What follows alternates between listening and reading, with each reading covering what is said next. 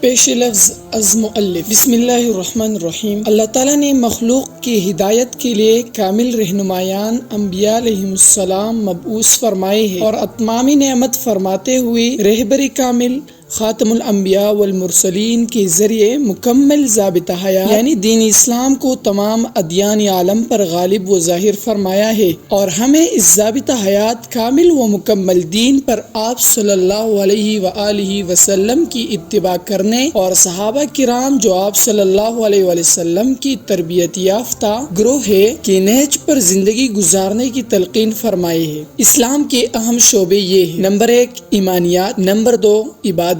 یعنی نماز، روزہ، زکوٰۃ، حج، نمبر 3 اخلاقیات، احسان و تصوف یعنی تقوی، حیا، اخلاق حسنہ، توکل، صبر و شکر، اجتناب از اخلاق ذمیمہ، ریا، حب دنیا وغیرہ۔ نمبر 4 معاشرات، حقوق نفس، حقوق الوالدین، اقربا، پڑوسی و عام مخلوق، حقوق و آداب، سیاست ملک، نکاح، طلاق و رضاعت وغیرہ۔ نمبر 5 معاملات، زراعت، صنعت، تجارت، مزاربت، تعلیم و تربیت، وراثت وغیرہ۔ نمبر 6 قیام اسلامی ریاست، قیام شورا، نفاذ حدود و قصاص، قیام نظام صلاۃ و زکوٰۃ، قیام امن و بیت المال، قیام افواج، ادائیگی قرضہ، جہاد، قیام عدل و انصاف، خدمت خلق، تعلقات وغیرہ۔